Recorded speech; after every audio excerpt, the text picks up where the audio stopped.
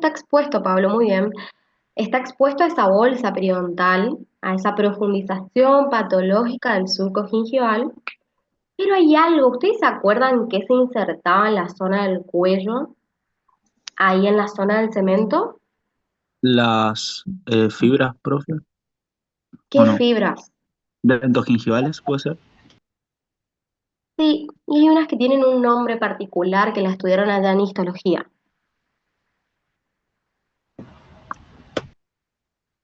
No son ascendentes, ¿no? Sí, esa sería la dirección que pueden tener las fibras, que no está mal decir que tienen diferentes direcciones, pero tienen un nombre particular, unas que se insertaban en ese primer cemento de allá, de la primer porción coronal de cemento. De Sharpei, no. Ay, sí, muy bien, fibras de Sharpei. Fibras de Sharpei. Estas fibras de Sharpei que se insertan ahí generan en el cemento fisiológicamente una especie de hendiduras, vamos a decirle, donde se insertan. Y esas hendiduras, cuando resulta que hubo un proceso patológico de infección periodontal, de formación de bolsa periodontal, lo que sucede es que, acuérdense que se produce la migración del epitelio unión hacia apical, se rompen todas esas fibras de Sharpei por toda esta guerra que va a haber en nuestro surco gingival, esa guerra que va a estar protagonizada por nuestras bacterias tratando de generar un daño al organismo y nuestro propio cuerpo tratando de defenderse de las toxinas de esas bacterias, de las bacterias. Y en esa guerra que hay ahí, se rompe todo, chicos.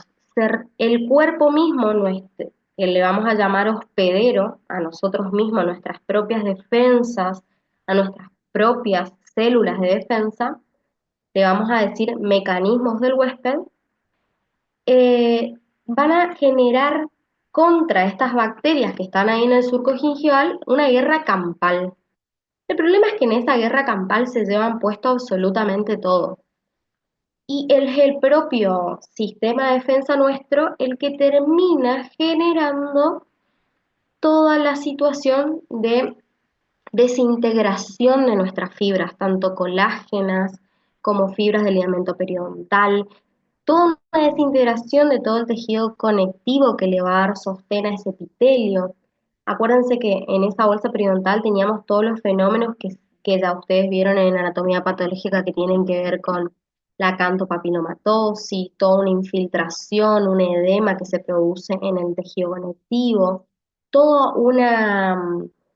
una serie de degeneraciones del tejido colágeno que se va a producir en ese lugar. Y bueno, en resumen, acuérdense que teníamos un surco gingival donde en primera instancia teníamos las fibras de Sharpei metidas en el cemento, pero producidas a profundización del surco gingival, estas, estas fibras se rompen, se desintegran y dejan paso a unas lagunas o hendiduras en la pared cementicia del cemento, ¿no?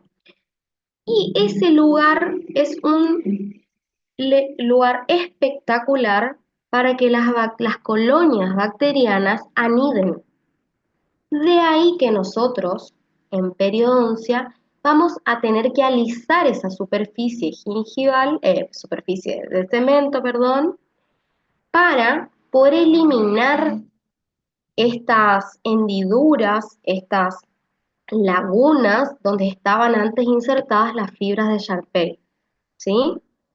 ¿Por qué las vamos a eliminar y por qué no se va a volver a regenerar? Eso es un tema para debate más adelante, pero quiero que se queden con esta idea de que ustedes necesitan analizar el cemento radicular, porque ese cemento, sobre todo ese cemento que se encontraba más hacia coronal, tenía fisiológicamente esta disposición de inserción de las fibras de Sharpei que genera hendiduras en donde luego las colonias bacterianas se van a dedicar a multiplicarse. De ahí que nosotros vamos a alisar. Bueno, eso sobre alisar. Pero de curetaje, hay una de las chicas que habló que me habló como de eliminar cálculo supragingival. En realidad esa no sería la definición de curetaje. Curetaje es otra acción. A ver si alguien se anima a tirarme algo. Porque no vamos a salir de acá, estamos recién en la primera diapo y a mí me gusta hablar. Puede ser eliminar el tejido patológico de curetaje. Sí, ¿qué tejido No sé si es patológico? maniobra operatoria. Bien, es una maniobra operatoria. Ustedes van a tener tres maniobras en periodoncia. Quiero que ya vayan familiarizándose y les queden en la cabeza. Esto es lo que van a hacer todas las clases de perio. Ustedes van a hacer tres maniobras. Una es la de raspaje, que es simplemente la eliminación del cálculo gingival sobre la superficie. La de alisado, que varía con la maniobra de raspaje solamente en una cuestión de grados y que también se da sobre pared dura, o sea, siempre sobre el diente. Siempre las maniobras de raspaje y alisado son sobre el diente. Y luego tenemos la tercera maniobra de la que por ahí poco hablamos, pero que es una maniobra de la periodoncia, que es el curetaje. El curetaje es la maniobra que nosotros vamos a hacer, pero sobre el tejido de la bolsa, chicos. O sea, sobre el tejido blando, ¿ok? Bueno, eso es lo que tienen que tener en mente y les tiene que quedar de ahora en más. El raspaje y el alisado se hacen sobre pared dura del diente. El curetaje se hace sobre tejidos blandos. ¿Siempre hacemos curetaje? No, no hacemos siempre curetaje.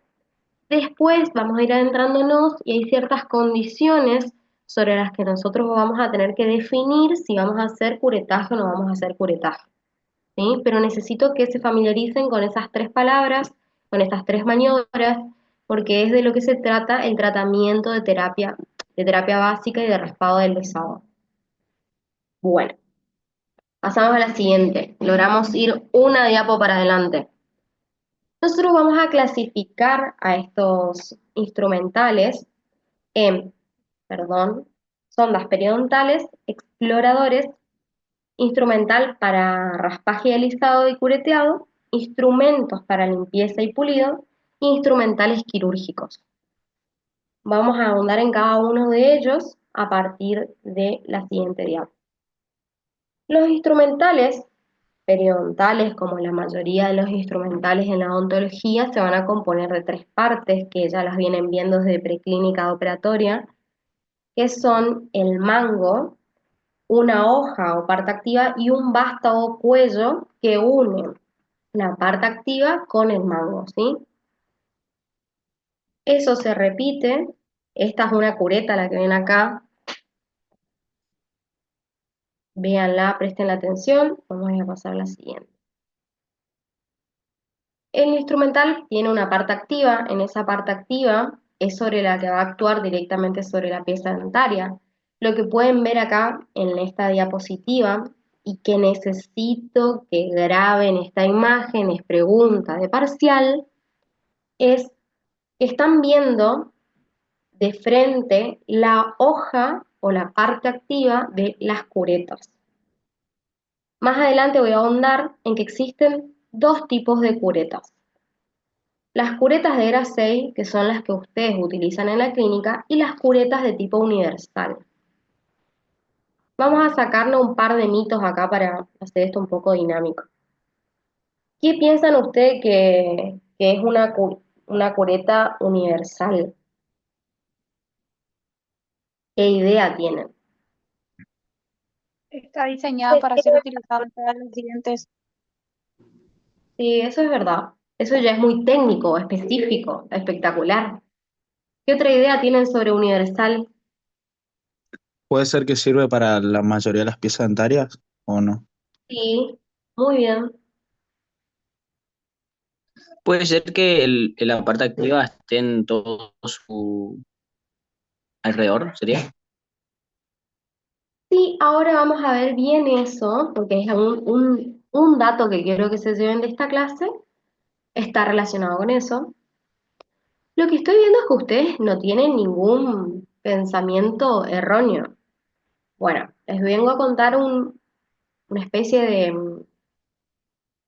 de idea colectiva que antes tenían los estudiantes que llegaban a Perio.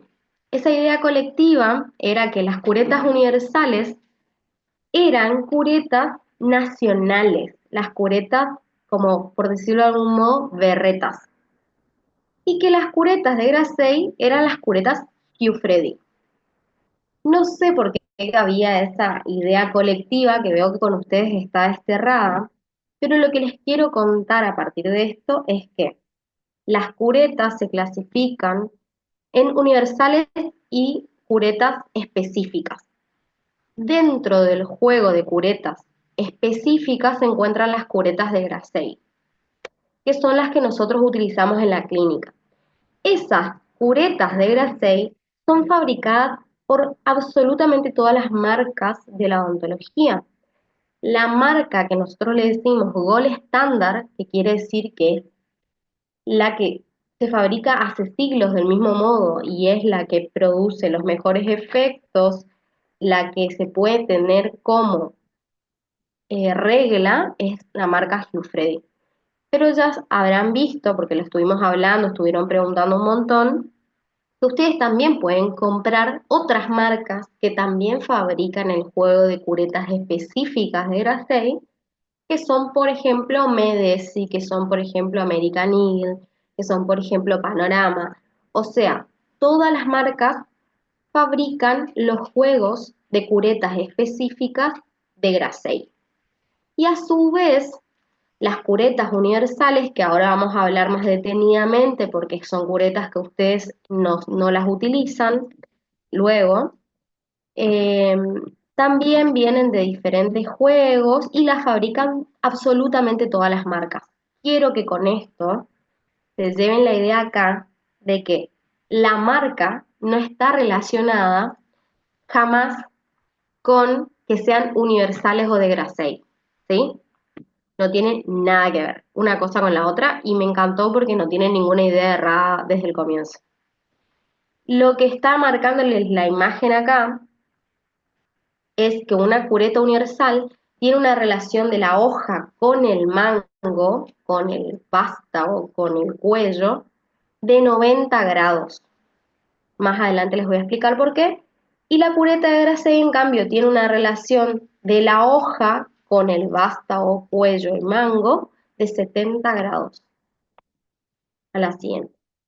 El cuello. El cuello es la parte que une, ¿no? El mango con la parte activa. Varían en su tamaño, en su longitud y en su angulación. Los mangos. ¿Qué tienen que saber de los mangos? Los mangos los tenemos de diferentes diámetros o diferentes calibres y los más gruesos son los que proveen de mayor comodidad o confort. Suelen ser generalmente huecos, son ligeros y son fáciles de manipular. Y lo que disminuye el mango grueso es la fatiga muscular. Esto es un dato muy importante porque ahora que ustedes tienen una clase de 2 horas y luego tienen otras actividades, no les va a parecer tremendamente agotador utilizar un instrumental delgado. Pero cuando ustedes se pasen desde las 8 de la mañana del consultorio a las 8 de la noche, sí les va a importar que el instrumental tenga un grosor suficiente para no causar fatiga muscular. Los mangos más finos suelen ser robustos y suelen estar, no suelen ser huecos, digamos, suelen ser macizos. Y esta característica hace que uno tenga que tener una toma con mayor sujeción. Esa sujeción es agotadora y de ahí que produce mayor fatiga muscular. ¿Cuáles les aconsejamos nosotros siempre? Los mangos más gruesos, ¿sí? Y van a ver que la marca Gold Standard, que es Giuffredi, tiene todos los mangos, desde el mango de su espejo al mango de su último instrumental quirúrgico, grueso. Y todos tienen el mismo tipo de mango, que tiene a su vez todas estas pequeñas, ¿cómo se llaman? Irregularidades que permiten que uno pueda aprender bien el instrumento. Vamos a hablar de sondas periodontales. La idea que les tiene que quedar de la sonda es que ¿qué es la sonda? un instrumento de medición. Sí. ¿Y a qué la para poder relacionarla a un instrumento de medición, a qué instrumento de medición le podemos relacionar? Una regla. Una A una regla. regla. Bien, es nuestra regla, es la regla de periodoncia, así como tienen una regla en endo, así como tienen un calibrador en prótesis, en periodoncia tienen una sonda periodontal. Esa sonda es igual, es una regla, nos sirve para medir absolutamente todo. Normalmente o usualmente la vamos a utilizar para medir la profundidad de bolsa y el nivel de inserción, pero no es lo único que podemos medir con una sonda. La sonda sirve para medir absolutamente todo intrabucalmente hablando, ¿sí?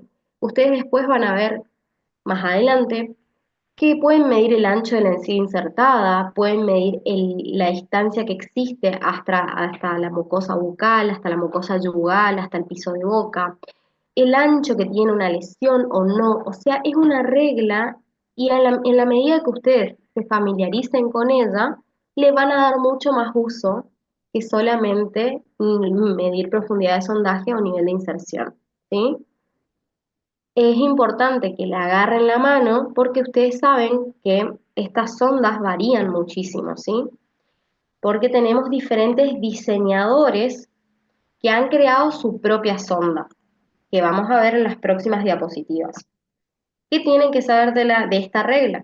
Es una barra calibrada que tiene forma piramidal, su extremo siempre es romo, jamás tiene un extremo puntiagudo, dado que nosotros vamos a insertar eso en el surco gingival, y que algunas, por ejemplo la de la OMS, presentan una esfera en su punta y otras son curvas como la sonda de Navers, que es específicamente para trabajar en furcaciones. Bueno, pues si alguno todavía no tuvo la oportunidad de hacer sondaje, no sé si a alguno falta hacer sondaje acá, en este grupo, Sí, sean honestos, nosotros no llegué a hacer. no llegaste a hacer. Bien, Sí, bueno, Agustina. Agustina, para que no tengas miedo cuando vayas a hacer sondaje, lo que tenés que seguir son varios parámetros. Uno es siempre tener en mente que el diente tiene una relación con la encía similar a lo de la pared con el zócalo. Y quiero que todos en este momento estén buscando la relación de su pared de la habitación donde estén con el zócalo. Esa relación de la pared con el zócalo, en este caso, tiene un surco fisiológico que en las caras libres tiene una profundidad de 1 milímetro o 2, y que en las caras proximales, donde nos encontramos con la papila, tiene una profundidad de entre 2 a 3 milímetros normal, totalmente fisiológica. Ustedes van a ingresar siempre la sonda en forma paralela al eje del diente, ¿sí? Sin llevar presión, pero siempre buscando puntos de apoyo. Ahora vamos a hablar un poco de puntos de apoyo más adelante, pero ustedes siempre tienen que buscar puntos de apoyo, no tienen que ir con la sonda, perdón, sin apoyar el resto de la mano en algún lugar. Estuve súper engripada, así que discúlpenme. Bueno, lo importante es siempre que lleven la sonda a la cavidad bucal, que busquen un punto de apoyo que en lo posible sea cercano a la pieza dentaria donde van a introducir la sonda y que lo más paralelo al eje del diente introduzcan sin mucha presión la sonda en el surco gingival, siempre con la confianza de que entre el diente y la encía existe siempre un surco. Ustedes no le están haciendo un daño al paciente, y si al paciente le sangra cuando ustedes introducen la sonda, no les tiene que dar miedo, no les tiene que generar ni dolor ajeno, ni compasión, ni nada por el estilo, porque si al paciente le sangra al introducir la sonda, nos está dando o nos está contando esa encía que ahí se está produciendo hace varios días, por lo menos, una inflamación o una guerra entre el cuerpo y las bacterias que están en el surco. Nasa, ¿te puedo hacer una pregunta? Ujú.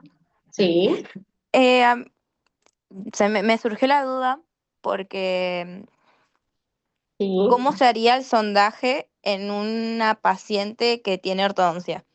Porque te dice Ay, que muy tiene que bien. estar lo más paralelo posible y ahí el Ale, aparato de ortodoncia te interviene bastante. perfecto, me encanta la pregunta, Vivi. Bueno, ustedes en la ortodoncia saben que tienen los brackets colocados en el centro de cada una de las coronas de las piezas dentarias, ¿no? Ese bracket porta un arco que va desde el último bracket en la misma arcada al otro extremo, en- pasando por cada uno de los brackets donde a través de una ligadura o a través de una gomita quedan fijados el arco al bracket.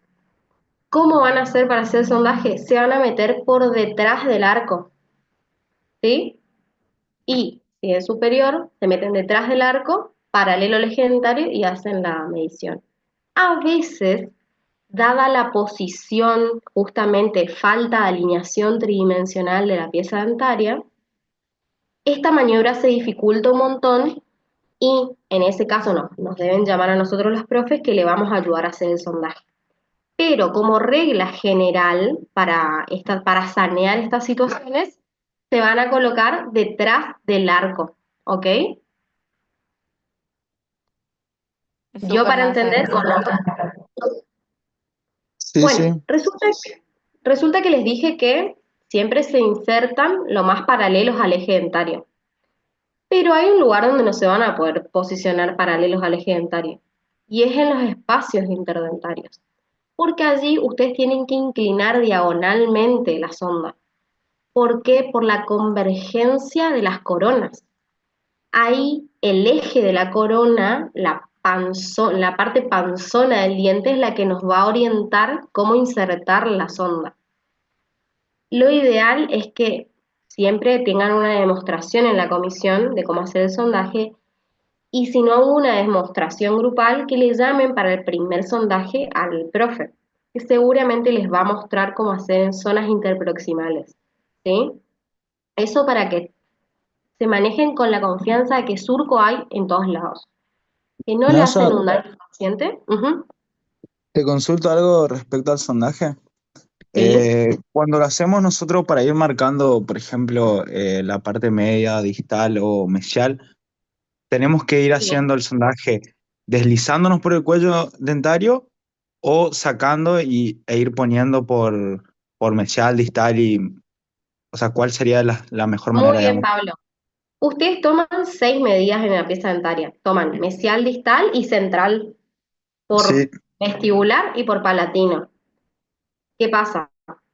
La teoría dice que uno debe ir dando pequeños saltitos dentro de la bolsa sin sacar y poner de nuevo. Pero yo los veo en acción a ustedes adentro de la clínica y siempre, como le están dictando el dato a su compañero, sacan y ponen la sonda. Lo ideal, Pablo, es que ustedes en el mismo recorrido de a saltitos vayan pasando adentro de todo el surco y tomen las medidas más profundas a esos niveles, mesial, distal y central. Pero la idea ah, es que ustedes recorran todo el surco de a saltitos. Lo que sucede es que en su primera experiencia de ficha periodontal, entre que tienen miedo, que no saben si hay surco, que sangró el paciente, que hizo cara al paciente, que el compañero les mira feo y no le entiende el dato que le tiraron por el barbijo, se produce toda una situación en donde nosotros no les remarcamos mucho que hagan una sola maniobra recorriendo todo el surco, pero lo ideal es que recorran todo el surco de a saltitos y que tomen las medidas más profundas a esos niveles, mesial, distal y central, de vestibular y de palatino. dale, Nancy. Tania, Gracias. súper. ¿Alguna duda más respecto a esto? Nasa, yo tengo una duda. Y hay Sí, veces que el cálculo es tanto que no permite la entrada de la sonda. ¿Qué se hace en esos muy bien, Paola. Es genial tu acotación. Ustedes todavía no les hemos hablado mucho de cálculo, creo, pero ustedes saben que en general, en líneas generales, tenemos cálculos que se ubican supragingivalmente y tenemos cálculos que se ubican subgingivalmente. Pero ojo, porque tenemos cálculos que son uno solo y se ubican supra y continúan subgingivalmente. Muchas veces el paciente viene con bloques de cálculo. Esos bloques de cálculo no nos permiten hacer sondaje porque nunca nos van a permitir llegar al epitelio de unión. Entonces, en esos casos nosotros vamos a tomar los datos que podamos y los otros datos los vamos a tomar inmediatamente después de haber hecho la primera sesión de raspaje. ¿Se entendió? Hay muchos casos, yo justo en la última clase me ausenté de mi comisión, pero suelo decirles a veces que no van a hacer ficha, que van a dejar la ficha, van a hacer fotos. Sí les pido que hagan fotos y es muy importante que ustedes hagan documentación fotográfica en todas las comisiones, que tomen las fotos en donde se documenta que hay una gran acumulación de cálculo que no nos va a permitir tomar bien el dato de profundidad de sondaje ni de nivel de inserción, y que luego de ese primer raspaje vuelvan a tomar las fotos y hacer recién la ficha periodontal. ¿Se entiende? sin esa gracia? Súper. ¿Alguna otra duda respecto a sondaje? NASA. Y cuando hay una retracción bastante, o sea, que es bastante marcada, ahí la sonda es como que apenas ingresa. Las recesiones gingivales es un tema para desarrollar para largo. Las recesiones gingivales generalmente las vemos como secuelas de enfermedad periodontal o como secuelas de la combinación de trauma oclusal y enfermedad periodontal. Todo esto les explico porque de acuerdo a eso adquiere ciertas características clínicas la recesión y como decía Jennifer, uno ve la pérdida de inserción. ¿Cómo veo la pérdida de inserción? ¿Alguien tiene una idea de cómo veo la pérdida de inserción?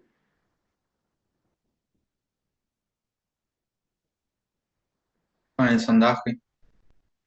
Con el sondaje vemos la pérdida de inserción, pero yo le estoy así frente a frente. Con las ¿Cómo? radiografías. También podría verla en la radiografía, pero Sí. clínicamente, yo tengo Ah, enfrente a mi puede paciente. ser por la La visión del exposición cemento. del cuello. Y sí, ¿y ustedes siempre ven ese cemento claro o a veces les cuesta percibir el cemento? La mayoría de las veces se ve bien, no sé. No atendí muchos pacientes. No, al contrario, o sea, lo normal es que no se vea el cemento. Bueno, ahí les paso a contar eh, mi vaga experiencia. El cemento, ustedes vieron que el esmalte es un tejido, que siempre recalco esto, es similar a un cerámico, es similar al plato en donde comen ustedes todos los días. Tiene esa textura cerámica donde todo lo que se posiciona arriba del esmalte resbala. El cemento, en cambio, tiene otra textura. La textura está dada porque tiene mayor carga orgánica que mayor carga, sí, orgánica que el esmalte no tiene. El esmalte, acuérdense que es 99% inorgánico y 1% de agua. ¿Se acuerdan de esa composición de allá de histología? Bueno, en cambio el cemento tiene una carga orgánica leve, pero la existente, que le va a dar otra textura, sobre todo. No tiene la textura de vidrio, sino que es más bien porosa. También esa inserción de las fibras, tanto del ligamento periodontal como de las fibras de Sharpey, le da toda una porosidad característica donde se insertan todas las fibras. Por lo tanto, ese ese cambio de textura es realmente fácil de sentir mediante lo táctil. Entonces, ¿cómo van a reconocer cuando hay pérdida de inserción ustedes en la boca de un paciente? Primero, visualmente, cuando el esmalte tiene un cambio de coloración con el cemento. Pero esto en boca no siempre sucede, chicos. Hay personas que tienen el cemento tan blanco como su esmalte, tan amarillo como su esmalte. Y vos le mirás y decís, yo sé que esa corona no tiene 15 milímetros, pero no sé dónde termina esa corona. Entonces, ¿qué voy a hacer ahí? Voy a recorrer con la sonda el esmalte y cuando cambia la textura, se van a dar cuenta que están en cemento. Entonces, remarco de vuelta, ¿cómo se van a dar cuenta clínicamente la diferencia entre esmalte y cemento? Primero visualmente, por el cambio de coloración. Y si no es visualmente, táctil, a través del recorrido con la sonda y el cambio de textura. Lo van a sentir, lo van a ver, pero quiero que sepan que hay una variación interindividual entre las personas. Y hay personas que al consumir mucho más café, mucho más mate, bebidas coloradas, tienen el cemento más oscurecido, porque ese cemento atrapa mucho más los colorantes de todo lo que consumimos. En cambio, hay otras personas que tienen el cemento tan blanco o tan amarillo como su propio esmalte, y ahí les va a costar reconocer. Pero, ¿qué es lo que ven en boca ustedes cuando ven una pérdida de inserción? Ven un diente largo. Y esto me da paso a decirles que les voy a dar una clase que ahora se da en segundo año, que se llama Parámetros Estéticos Gingivales, en donde ustedes aprenden las medidas normales de las coronas para poder prestar atención a cuando hay una asimetría gingival o coronal, ¿se entiende? Es muy importante que ustedes tengan, que ustedes cuando vean un diente muy largo, les llame la atención. Si ven un diente muy largo, lo más probable es que hay pérdida de inserción. ¿Se van a acordar de eso? Ven un diente largo y duden, ¿sí? Bueno, de sondas. Tenemos diferentes sondas según el autor, según quien diseñó la sonda. Una de las sondas es la sonda de Williams, que tiene marcas negras en 1, 2, 3, después vuelve a tener una marca negra en 5, otra en 7, en 8, 9 y en 10. La sonda de Michigan, que tiene marcas en 3, en 6 y en 8 milímetros. Luego tenemos la sonda UNC, que es la que le solemos pedir en la cátedra, y la sonda de Marquis, que era la que antiguamente pedíamos en la cátedra, que tienen la característica de la UNC tener marcas plateadas con pequeñas marcas negras en 1, 2, 3, una marca negra que va de 4 a 5, después 6, 7, 8, 9 y una marca negra que va de 9 a 10 y así hasta llegar a 15 milímetros. Tiene un código de color negro en 5, en 10 y en 15. Y la sonda de Marquis, que tiene una franja plateada, una franja negra, una franja plateada y una franja negra cada 3 milímetros, teniendo una parte activa de 12 milímetros. Estas dos sondas son las que nosotros les pedimos. La sonda UNC es la que últimamente les pedimos porque nos dimos cuenta que es más fácil para ustedes la lectura milímetro por milímetro. La sonda Marquis era la que le pedíamos antes porque ustedes pueden imaginarse por qué a nosotros nos importaba que las marcas estén en 3 o en 6 milímetros.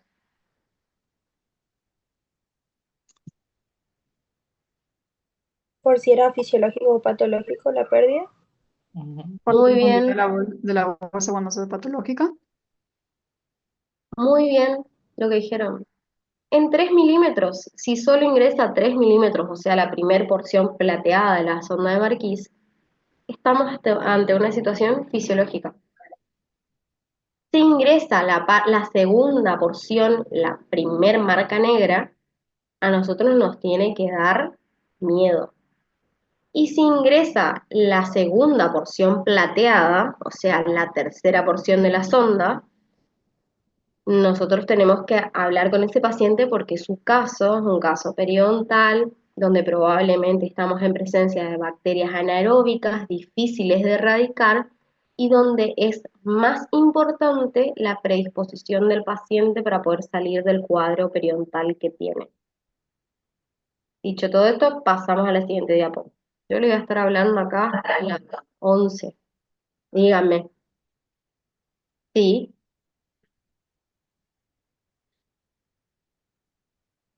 Ay, por Dios. Esto que dice acá abajo, la sonda UNC es una sonda de 15 milímetros con marcas negras o colorimétricas negras en 5, 10 y 15.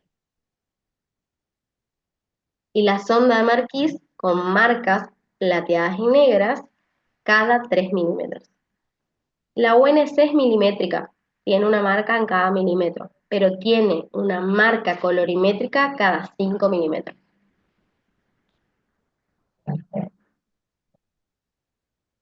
Después tenemos la sonda OMS, que es esta hermosa que ven acá. No sé si la ven completa porque a mí no me parece completa, cacho.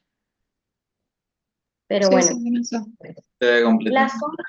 Ah, bueno, a mí no se me ve completa, pero no importa. Yo igual ya la conozco de memoria a la amiga. La sonda de la OMS tiene una esfera en su punta. Esa esfera mide 0,5 milímetros. Luego tiene un extremo, unos 3 milímetros y termina en 3,5 milímetros. Luego tiene 2 milímetros hasta 5,5 que son negros. Después tiene una marca de vuelta en 8,5 y luego otra en 11,5. La sonda de Navers, que es la sonda que seguramente si le preguntamos en el parcial le vamos a preguntar por esta. NASA, Esta sonda, sí, te consulto, ¿por qué es esa esfera? Tipo, en la punta, sí, la OMS hizo un relevamiento a nivel mundial y creó esa punta para la inserción fisiológica. Si vos tenías, si ingresabas solamente esa punta, hablamos de fisiología total, y en 3,5 ellos ponían el ojo en lo patológico, ¿sí? ah, Establecieron todo un protocolo para hacer los sondajes y calibraron a un montón de odontólogos e higienistas dentales y a través de esta sonda se midió el estado periodontal mundial. Se utilizaron grupos y grupos testigos eh, en muchísimas zonas y a través de eso se determinó en un estudio que el 96% de la población mundial tenía enfermedades gingivales o periodontales. De ahí nace esta sonda, la sonda de la OMS, de ese estudio que ellos hicieron. Yo creo que no es muy utilizada en las facultades porque, lo que no les conté, dato no menor, es que la sonda UNC se llama así porque se llama Sonda Universidad de Carolina del Norte, ¿sí? North Carolina.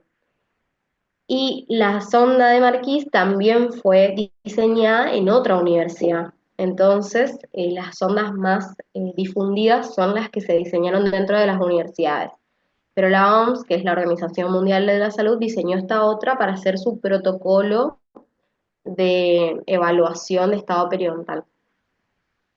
La sonda de no. Navers, no sé si esto contesta tu pregunta. Sí, sí, sí, porque ni idea por qué era la esfera, ¿no? Gracias. Esa pequeña esfera. La sonda de Navers es la sonda que se utiliza para las furcaciones. Ustedes saben que en nuestras piezas dentarias molares tenemos bifurcaciones en las inferiores y trifurcaciones en las superiores. Y para poder medir la pérdida e inserción en las furcas, que eso nos va a determinar muchísimo en el tratamiento, se utiliza esta sonda introduciéndola en la lesión de furca. Las marcas de la sonda de Navers están dadas en 3, 6, 9 y 12. Luego tenemos los exploradores. Se los Sí, puse, pero la verdad que nunca los usamos. Decime. antes que pase, la de Naves solamente Ujú. ocupamos nosotros, vemos clínicamente la pérdida de inserción, o igual tenemos que introducir la sonda cuando es un molar o premolar, lo que tenga. Es buena la pregunta. Nosotros vamos a tener parámetros diferentes para las lesiones de Furca según el autor al que le sigamos la corriente. Ustedes ya vieron que las lesiones de Furca pueden ser solamente eh, atravesando un tercio de la pieza dentaria, dos tercios o la totalidad de la pieza dentaria. Así que es necesario introducir la sonda para saber qué nivel de furcación tenemos. Lo que pasa es que ustedes nosotros no le hacemos comprar la sonda de nada. O quieren comprar una sonda. Ah, no, mentira. No le hacemos comprar la sonda de Naver si le hacemos hacer el nivel de furcación solamente con la sonda común. Pero la realidad es que sí es necesario introducir una sonda para saber si atraviesa un tercio, dos tercios o tres tercios. Y de acuerdo a eso, nosotros establecemos el pronóstico individual de esa pieza dentaria, ¿sí? Y también en general en qué estadio de la enfermedad estamos nosotros. No sé si ya estuvieron mirando la nueva clasificación. ¿Alguno estuvo chusmeando la nueva clasificación? ¿De qué? ¿De las enfermedades? Claro. Ajá. Ah, sí, sí. Bueno, hay uno de los parámetros es las lesiones de furcación. Si las lesiones de furcación están presentes, estamos hablando de un estadio 3 o 4. En cambio, si las lesiones de furcación no están presentes, estamos hablando de un estadio 1 y 2. Así que estos son datos importantes a la hora de hacer un diagnóstico. Bueno, paso a lo siguiente. Los exploradores, como les decía, no son santos de mi devoción. En periodoncia nunca los utilizamos. En operatoria se han dejado de utilizar un montón porque ahora ya no se hace diagnóstico con explorador. Pero en ciertas circunstancias les va a permitir localizar depósitos de cálculo. O sea, deben tenerlos en la triada, pero no es algo que utilicemos muchísimo. ¿Cuáles son sí los instrumentales que utilizamos para raspaje y alisado? Los primeros son los raspadores en forma de hoz, las limas, los cinceles, los raspadores en forma de asadón y las célebres y llamadas curetas, que son universales o específicas como el juego de Grasset. Acá lo que están viendo son los raspadores en forma de hoz. Ven que tiene exactamente eso, una forma de hoz. Tiene dos lados activos, dos superficies activas y vieron que es bastante agresivo, ¿no? El instrumental. Razón por la cual se lo utiliza solamente para eliminar cálculo supragingival y no se lo utiliza subgingivalmente. Acá están viendo un instrumental raspador en forma de hoz que probablemente no es de una marca muy reconocida, capaz es de industria nacional, y por eso se ve que tiene un mango bastante delgado. Y lo que tienen que saber de este raspador es que en algunos países como México es muy difundido su uso. Es más, los chicos que estudian en las universidades de México compran juegos de asado de hoz, de raspadores en forma de hoz, además de las curetas. Hugh Freddy fabrica este instrumental también, y la verdad es que son instrumentales que sirven para eliminar cálculo excelentemente. Pero ¿qué pasa? Son muy caros los de buena calidad y nosotros preferimos que ustedes compren el juego reducido de curetas de Grasset, el que vamos a hablar y profundizar. Pero es por una cuestión de costos que nosotros no les pedimos que compren este instrumental, porque los nacionales o los de fabricación nacional no tienen filo, por lo tanto no ayudan a eliminar cálculo. Y los que son buenos, los de las marcas reconocidas, son extremadamente caros como para que encima tengan que comprar un juego de raspadores en forma de hoz. ¿Qué pasa con esto? ¿Mm?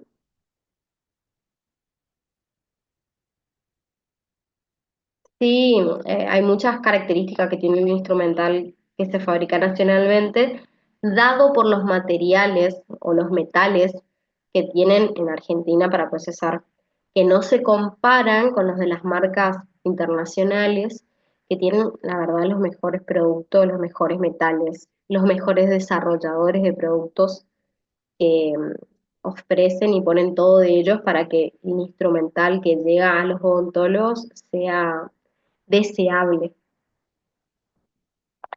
Luego tenemos esto que ven acá, son las limas. Las limas se utilizan sobre todo a nivel óseo, son para eliminar hueso interdentario, para eliminar irregularidades del hueso en algunas bolsas periodontales, sobre todo las bolsas con defectos angulares, le decimos nosotros.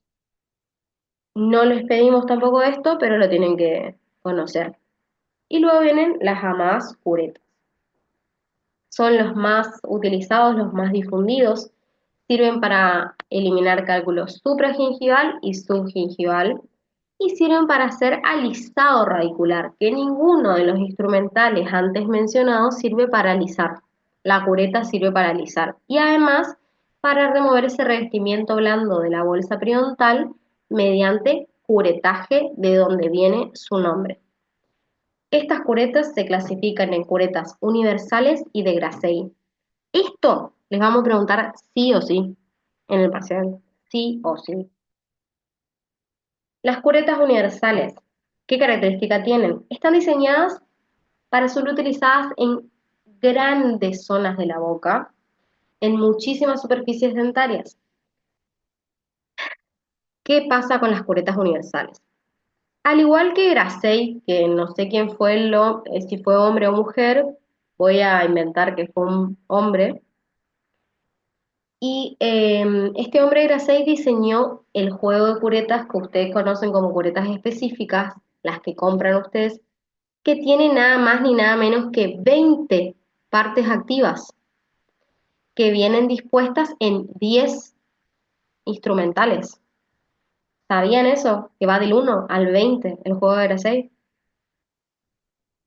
Bueno, la diferencia con las curetas universales es que los diseñadores de los juegos de curetas diseñaron 3 instrumentos como mucho para poder raspar y alisar toda la boca. Fíjense la diferencia. Paso de 3 instrumentos a 10 instrumentos.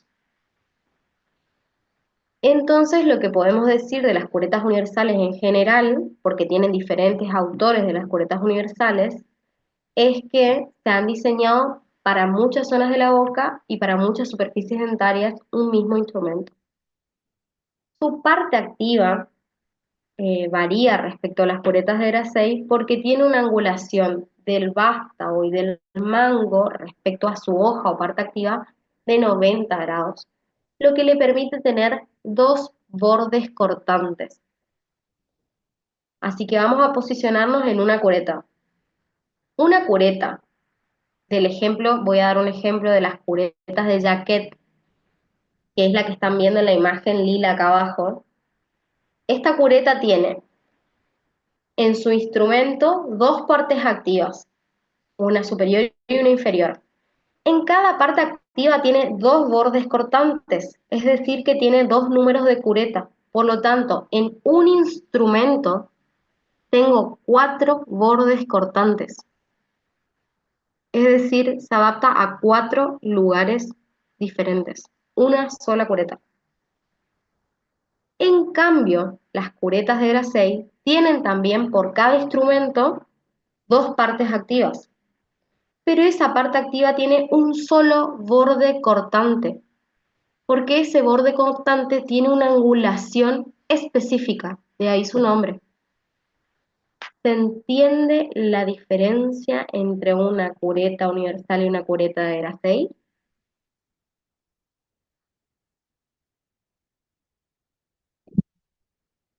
¿Cuántos bordes cortantes tiene la cureta universal? 4. A Dos. 4. 2 por cada parte activa, 4 en un instrumento. Y la de Grasey tiene un borde cortante por cada parte activa y dos partes activas en un instrumento. ¿Se entiende? De los juegos de curetas universales también hay diferentes autores. Esos autores les puse acá como ejemplo, está el de Jacquet. Jacquet tiene un juego de curetas con 3 curetas. Una que se llama 30-33, otra que se llama 31-32 y otra que se llama 34-35. Con esas 3 curetas cubrimos todas las superficies de la boca. Todas, absolutamente todas. El juego de curetas McCall, que estas no me acuerdo cuántos son, pero creo que son 3 también. Las Goldman Fox, la Younger Wood, que es una sola cureta, chicos. Y la de la Universidad de Columbia, que es una también. La Langer son 2 y luego Langer inventó otra que se llama Mini Langer. O sea, el juego cureta completo tiene 3 curetas. ¿Para qué les cuento todo esto? Para que relacionen que las curetas universales pueden ser de diferentes autores. Según el autor, diseñó 1, 2, 3 instrumentos máximo por cada juego y con esas 1 a 3 curetas hacen el raspaje y el lisado de toda la boca.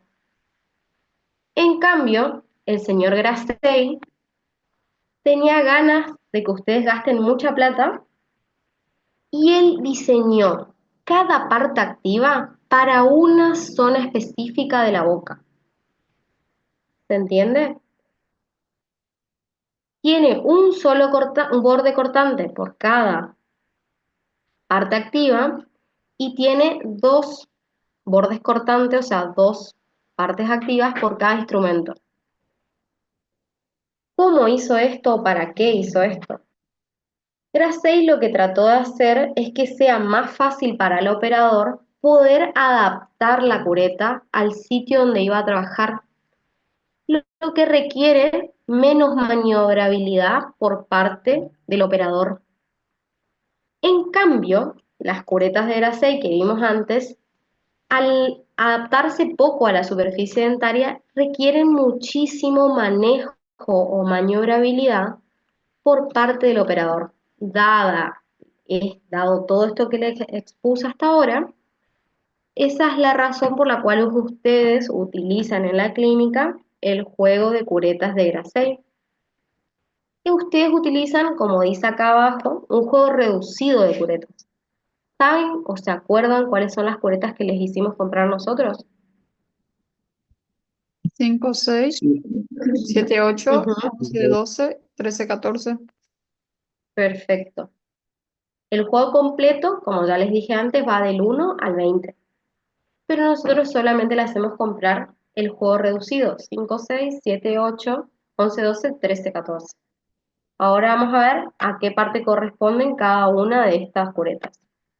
NASA, te Ujú, pregunto, aparte de sí. que las curetas de Grasey ayudan a que el operador tenga que maniobrar menos, a Ujú. diferencia de las universales, ¿no sería también evitar futuros problemas al paciente, por así decirte? A ver, no sé cómo formular bien. Creo Sino que es, para, a ver, no me sale la palabra en este momento. Em, Puede evitar lastimar al paciente por una mala maniobra, por así decirte. claro, evitar la injuria. Sí, también, porque al tener 2 bordes cortantes, vos siempre vas a tener un lado activo contra los tejidos blandos del paciente. Entonces es verdad que cuando ustedes están aprendiendo, que es todo un aprendizaje, chicos, adaptar esa cureta. Ahora vamos a hablar de los pasos de principios de la instrumentación, si llegamos, y si no, igual les doy otro taller cuando ustedes puedan. Porque me gusta que traten de que la clase entenderla. A mí no me gusta que nada aprendan de memoria. ¿Está? Y si a ustedes este intercambio les sirve para eso, bienvenido sea, que no hay problema en que tengamos muchos intercambios a cambio de que ustedes aprendan algo. Como decía Vivi, La cureta universal tiene dos porciones activas, o sea, dos lados activos en su parte, en su porción activa. Uno va a quedar siempre contactando contra la pieza dentaria en la que queremos adaptar la cureta y la otra queda siempre hacia el tejido blando. Así que ante una mala maniobra, la cureta universal es más riesgosa que la cureta de Grasey. Además de que la cureta de Grasey necesita de que ustedes adapten muchísimo más la mano y la muñeca para poder trabajar. Y la de Grasey no, porque la de Grasey ella se adapta a la pieza dentaria, no la adaptan ustedes. Así que excelente el aporte de Vivi, les sigo comentando. De estas curetas, tanto las universales como las de Grasey, vamos a tener dos tipos de cuello. Y de acá la diferencia de costo económico de las curetas. Las curetas que tienen un cuello flexible son de un costo económico más inferior y lo que tienen es que suelen ser más frágiles, porque al acompañar muchísimo el movimiento del operador terminan fracturándose. En cambio, las rígidas son más duraderas en el tiempo, pero necesitan de mayor esfuerzo por parte del operador para poder ser maniobradas, pero duran muchísimo más. A su vez, estos cuellos o vástagos pueden ser de largo tradicional, que el largo tradicional es el que nosotros les pedimos a ustedes, o pueden ser de largos extendidos, en donde Hugh Freddy ha largado al mercado hace muchísimos años sus curetas de vástago extendido que se llaman After Five. Ay, perdón, mis perros. Son súper famosas estas curetas porque se las denomina After Five. After Five significa que tiene 5 milímetros más el vástago. Por eso se llaman After Five.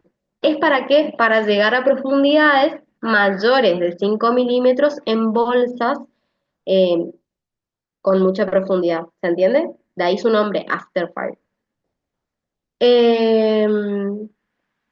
Después tenemos, perdón, esas curetas, acá veo que está mal la explicación, tomen mi After Five nomás.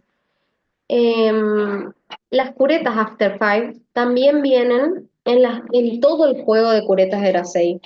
O sea, las 5-6 viene After Five, las 7-8 viene After Five, la 11-12 viene After Five, y las que más se utilizan o se compran son las After Five de molares, porque en esa zona se hace mucho más difícil la instrumentación meticulosa, entonces necesitamos que el instrumental tenga todas las angulaciones necesarias para poder trabajar en la zona de molares en bolsas de profundidades mayores a 5 milímetros.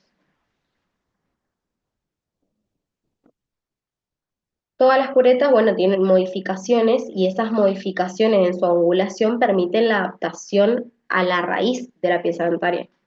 La 1, 2, la 3 y 4 son para dientes anteriores. Las 5, 6 son para dientes anteriores y premolares en su cara libre. Me imagino a esta altura que cuando hablan de cara libre están sabiendo de qué cara hablan, ¿no? ¿Qué es cara libre? Cara vestibular. ¿Vestibular o palatino o lingual? Vestibular, lingual, palatino. NASA, Exacto. Ujú. en las curetas, perdón que vuelvo atrás, pero las After Five, viste que hay como un guioncito y 3 milímetros, dice. Eso no significa Sí, un mes, ¿no? no. Les voy a mandar bien las especificaciones de la After Five porque eso que está ahí abajo, el power, está copiado y no Sí, está porque bien. dice 3 milímetros más Ah, que el yo, tradicional. Está Y mal. Quédense ah, tranquilos que está mal. Así que ese no copien. Pero yo les mando el power, ¿eh? No se preocupen. hay Les también modifico Mini el power. 5, ¿no? Sí, sí. ¿Saben qué es Mini Five? ¿Alguien se anima a tirar qué es Mini Five? 5 milímetros menos. Ajá, casi. Soy mala, ¿eh? Está bien, está A ver si encuentro la parte activada. Bueno, ¿vieron acá? Miren todas las partes activas. que van del 1,2 al 13,14. Bueno, una mini five tiene la mitad del largo de la porción horizontal de la parte activa. O sea, es más chiquitita esa parte activa, mucho más cortita. ¿Para qué es esa mini five? Igual Justamente para NASA. también para bolsas profundas, pero que son sinuosas, le decimos nosotros. NASA, ¿puedes Sinuosas, repetir que era mini five? mini five es cuando de la hoja, la parte activa, tienen, ay, perdón, mira, mira, mi computadora inteligente, es decir, ahí le deja chico, la que no es inteligente la dueña. Bueno, de la porción activa, la parte activa, que es esta parte horizontal de la hoja, la mini five tiene la mitad de la longitud.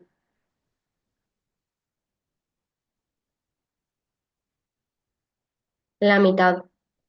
Yo, si ustedes me buscan, Gracias, no este Nica. miércoles, el miércoles que viene voy a pasar capaz que comisión por comisión a mostrarles una mini five en comparación con una cureta común convencional, para que vean. Es para, acuérdense, bolsas periodontales sinuosas o de muy pequeño ancho, en donde la hoja común no entra y no permite que se pueda instrumentar, ¿sí? Y a donde ustedes no llegan, no se va a curar. Entonces necesitamos esas hojas más chiquititas. Por eso se llama mini five. No, si Freddy es el capo del marketing en la odontología, entonces ellos hicieron toda una combinación. Bueno, acá ven para qué es cada uno de las curetas.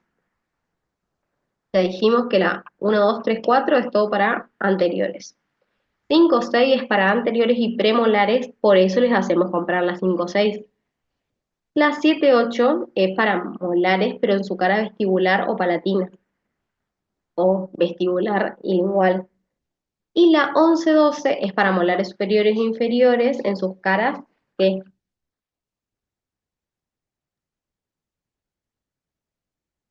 ¿Libres? no, Mesial. la cara Proximales. es para proximal. Una es para mesial y la otra es para distal, ¿sí? Pero en diferentes porciones de la boca. Acá van a ver este gráfico, me gustaría que lo tengan a mano cuando van a hacer raspaje, o que el auxiliar de ustedes tenga a mano cuando van a hacer raspaje, para que puedan entender a dónde van a colocar la cureta en cada pieza dentaria. Fíjense, la 13, 14 va en todo distal y la 11, 12 va en todo mesial.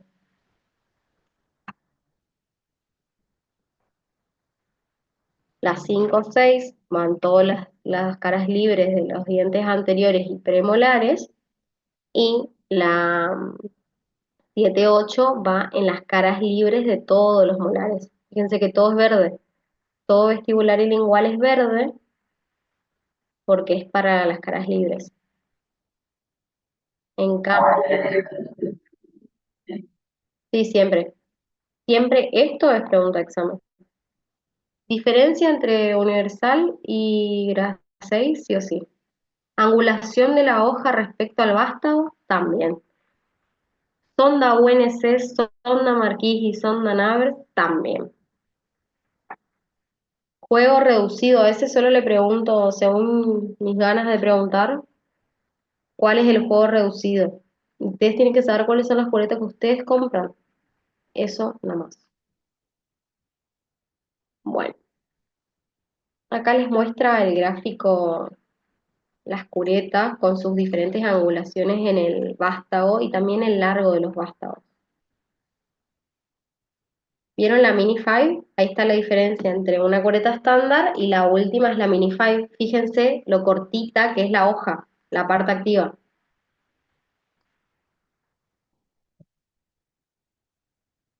¿Sí?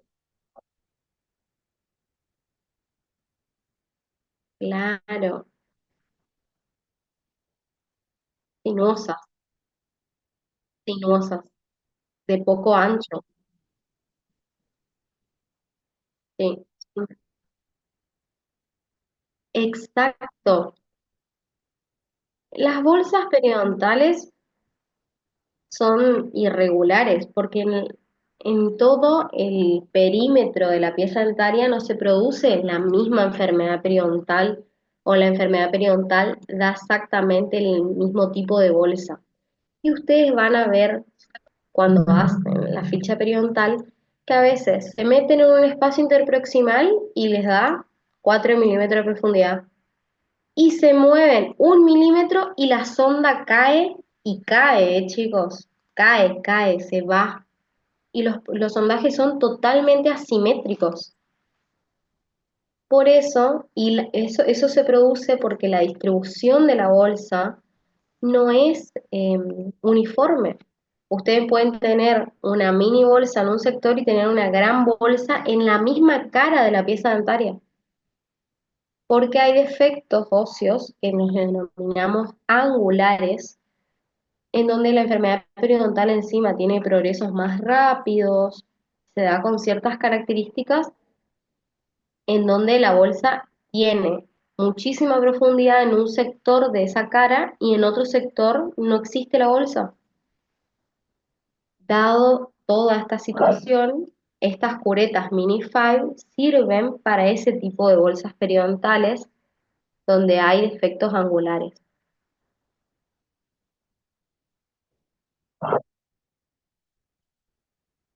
Sí, a veces por las características del paciente, a veces por la anatomía dentaria del paciente. Hay muchas cosas que van a determinar que la bolsa periodontal no tenga la misma profundidad en toda la cara del diente. ¿Qué es lo que ustedes suelen creer? Ustedes suelen creer que el paciente tiene defectos horizontales, es decir, que tienen como la misma profundidad en casi todos los dientes, las bolsas. En cambio, la mayoría de los pacientes no tiene defectos horizontales, sino que tiene defectos angulares. Y tienen una profundidad en un diente y en el diente al lado no tiene relación alguna la profundidad. ¿Sí? Eso como que para que se vayan familiarizando con todo esto. Curetas de Grasey y universales en un cuadro comparativo. No me voy a dedicar a leer un cuadro comparativo, pero este cuadro comparativo es tema de parcial. Resumidamente dice que las curetas de Grasey se emplean en un sitio específico de la boca y que las universales están diseñadas para todas las superficies. Que la cureta de Grasey tiene un borde cortante y la universal tiene dos bordes cortantes. Que la curvatura, o sea, la relación de la hoja con el vástago es diferente en cada una, que una tiene dos planos, que es la de Grasey, y en la universal tiene un solo plano. Y después la relación del vástago con la hoja y el vástago con la hoja.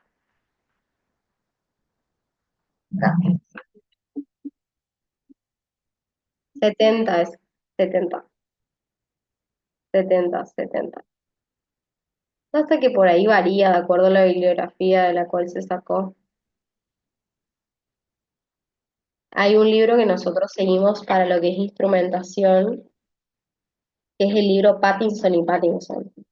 En ese libro dice 70 grados. Y no me acuerdo si es en el Carranza o en el Monteagudo que dice 60 grados. Pero igual esta variabilidad de 10 grados no va a hacer que desaprueben una pregunta. Ahí está el dibujo de la relación del vástago o cuello con la hoja o parte activa, que en las universales es la que están viendo a mano izquierda, es de 90 grados. Quiero que piensen en este dibujo en que la cureta universal, si no tiene esta relación de 90 grados de la parte activa con el vástago, no puede tener dos bordes cortantes, que es lo que sucede en la de Grasey. En la de Grasey, al tener mayor angulación la hoja, no puede tener dos bordes cortantes porque el otro borde cortante queda mirando para arriba. ¿Llegan a entender eso? Si yo les pongo el dibujo del que está acá, les voy a marcar. Acá, ¿me siguen con el mouse? ¿Se ve mi mouse? Bueno, Sí, sí, sí. si yo les pongo este dibujo en el parcial, ustedes me tienen que señalar que es una cureta universal. Porque miren esto, miren ahora mi mouse.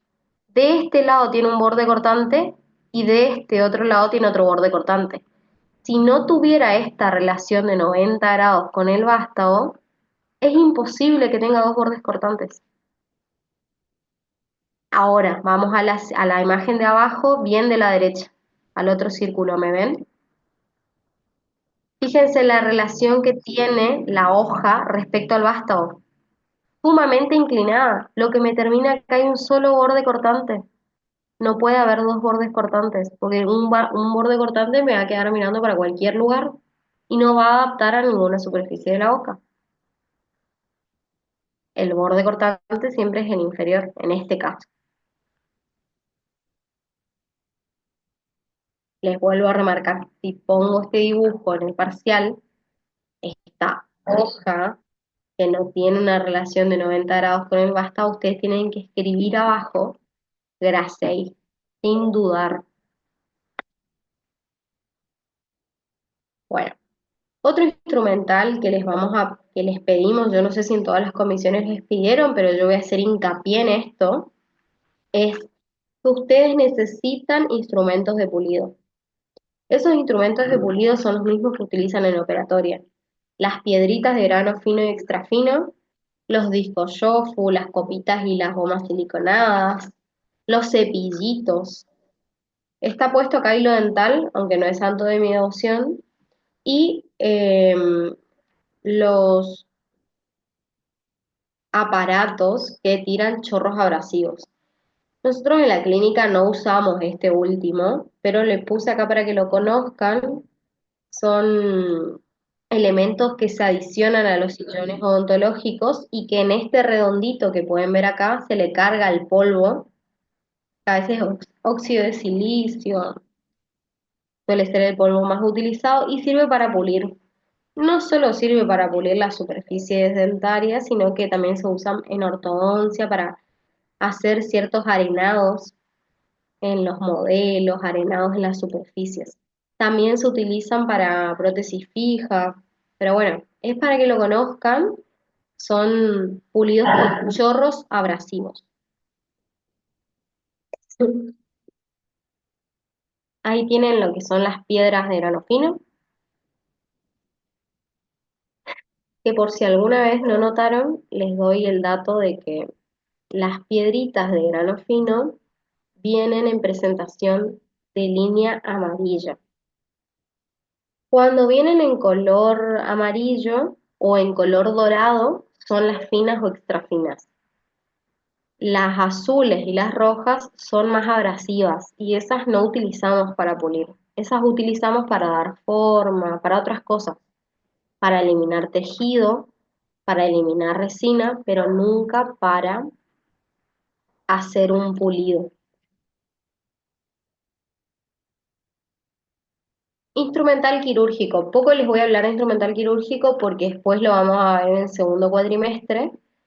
Pero el instrumental quirúrgico es ese instrumental que le salió carísimo al que compró y aquí muchos chicos que todavía no pudieron comprar. Ese instrumental quirúrgico en nuestro caso se va a componer de lo que es el mango de bisturí redondo, diferente del bar Parker, que es el que vienen utilizando en todas las materias, en prótesis, en biomateriales ya utilizaban, creo, que es un mango de bisturí circular. Ese mango de bisturí circular nos provee mucho deslizamiento y sobre todo maniobrabilidad para poder hacer nuestras incisiones que en periodoncia están muy relacionadas al festón de la encía y que con el bisturí Parker, al ser plano, se complican los movimientos, por eso se les pide el bisturí redondo. El bisturí redondo hoy les va a parecer como un instrumental que no sé si les va a llamar la atención, pero es el que si les gusta la rama de la cirugía, si les gusta la implantología, si les gusta la parte plástica periodontal, lo van a utilizar muchísimo, le van a encontrar la vuelta. Después tenemos los elevadores de periósteo. La cureta de Molt está dentro de los elevadores de periósteo y son justamente instrumentales que nos van a permitir deslizarnos para levantar el periósteo que está íntimamente adherido al hueso a través de empujes y empujes, le dicen movimientos de empuje y levante, porque ese periósteo está muy, muy adherido al hueso. Lo otro que utilizamos en periodoncia y cirugía también son las tijeras de encía. Esas tijeras de encía pueden ser curvas o rectas, ya las conocen. Y la que ven acá en la foto es una tijera para encía con mango castroviejo. Esta es la real periodontal.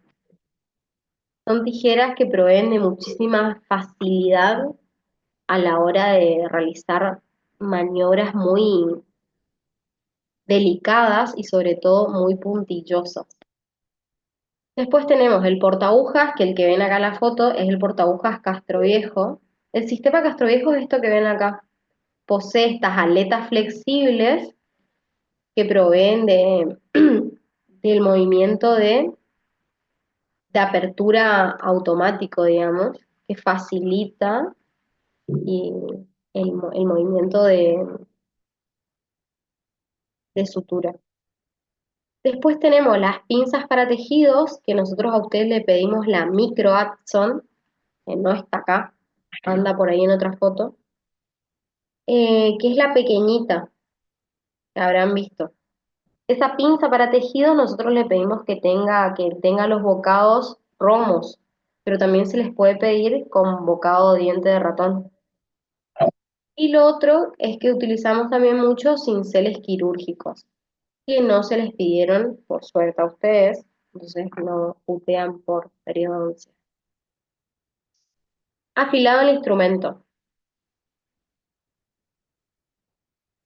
No me voy a detener en afilado del instrumental porque les voy a pasar el link de Hugh Freddy donde les explica cómo afilar el instrumento.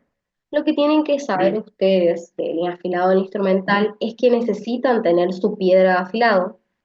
La piedra que se recomienda es la piedra de Arkansas. En Klauber creo que les venden fraccionada la piedra o pueden comprar la piedra entera, pero la piedra entera, si ustedes la cortan o la mandan a cortar, la de Hugh Freddy tranquilamente da para que corten en 3 pedazos para dividir el costo, porque la piedra es cara y se utiliza siempre con un aceite lubricante, pero para poder hacer el afilado tiene que estar siempre esterilizada la piedra, que la piedra se esteriliza en autoclave, en el autoclave de la facultad. Bueno, que les voy a mandar el link, que es nada más ni nada menos que un videito que está publicado en YouTube de Hugh Freddy, donde les explica cómo afilar las curetas de Grasey. ¿Por qué? Porque las curetas de Grasey tienen esta angulación específica que requiere de que ustedes presten atención a la hora de hacer el afilado. Las curetas se desafilan con cada uso, chicos, no se desafila los 200 usos cuando terminó el cuatrimestre, cuando terminó el año. Con cada uso, ustedes deberían afilar y poner a esterilizar, afilar y poner a esterilizar, afilar y poner a esterilizar. No saben la fatiga muscular que se ahorran cada vez que afilan la cureta. Y la mayoría de los estudiantes andan con cureta toda desafilada, que pidieron prestado a Juan Pérez, que usó durante 3 años de su vida y nunca afiló. Entonces, lo primero que tienen que hacer antes de trabajar con un paciente es afilar las curetas. Sí o sí, a menos que la cureta sea nueva. Si la cureta ustedes la sacaron de un plástico, está bien. Si no, tienen que afilar. Si ustedes ya usaron en un raspaje la clase anterior, ya está desafilada, chicos. Ahórrense fatiga muscular. NASA, ¿y con qué Vamos a aceite hablar. se coloca? ¿Cómo? Vos dijiste que se utiliza la piedra y un aceite. Sí, un aceite ¿Cuál sería? lubricante. ¿El que usamos para la turbina o no nada que ver? No, es otro aceite. La verdad yo no te quiero mentir, porque yo lo compré, me lo vendieron para afilado y eso fue todo lo que pregunté. Pero les puedo conseguir el dato de qué tipo de aceite es. Pero más que nada es aceite, ¿sí? Entiendo yo que para no afectar su piedra no van a usar el aceite de cocina, pero debe ser un aceite de linaza, algo por el estilo. Lo compran igual en la casa odontológica para afilar instrumental. Bueno, dicho esto, vamos a pasar a la parte que ya todos deben estar agotados. Igual como les dije, les voy a pasar el power y les voy a mandar el lugar donde leen este tema, porque este tema es más largo de lo que está puesto acá, obviamente. Tiene un capítulo del libro del Carranza y hay un capítulo del libro Pattinson y Pattinson. El Pattinson y Pattinson es el libro del protocolo de raspaje y alisado, y el que tiene todos los principios de la instrumentación, con las fotos de la toma del instrumento y con las fotos de los diferentes sitios de raspaje. Les voy a pasar a contar en qué se basa. La técnica o principios de instrumentación tiene 6 pasos primordiales. En esos 6 pasos primordiales, nosotros como primer paso lo que vamos a tener siempre es la accesibilidad. Cuando hablamos de la accesibilidad, lo más importante de todos es tener en cuenta la posición del paciente y del operador. ¿Cómo debe estar dispuesto el operador? El operador debe estar siempre con los pies apoyados en el piso, ¿sí? Con los muslos paralelos al piso. Esto les da la pauta de que si ustedes están muy elevados, sus muslos no van a estar paralelos al piso. Y si están muy abajos, van a estar diagonales también al piso. Por lo tanto, tienen que estar siempre en una altura donde les quede el muslo paralelo al piso y los pies apoyados. Los pies apoyados en el piso, no en las patas de la silla. Eso les causa muchísima fatiga. Además de eso, deben tener la espalda bien recta y la cabeza recta. Esto es lo más difícil de lograr en la posición paciente-operador, pero no es nada que no se pueda lograr. Para eso deben utilizar siempre la visión indirecta, que a ustedes, bueno, a todos los odontólogos nos cuesta, pero a ustedes al principio les cuesta un poquito más, ¿sí? Entonces, la accesibilidad, cuando hablamos de accesibilidad, hablamos de la ubicación o posición del paciente operador.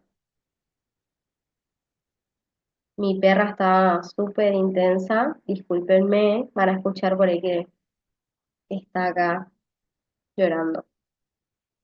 Bueno, después tenemos la visibilidad. ¿No se le escucha? Qué bueno. Después tenemos la visibilidad, iluminación y separación de los tejidos. Bueno, esto es muy importante, la visibilidad se logra siempre a través de la visión directa o indirecta. La iluminación también se logra a través de forma directa o indirecta. ¿Cómo logran la iluminación indirecta? A través de reflejar con el espejo la luz del aparato. ¿Sí? ¿Se van a acordar de eso?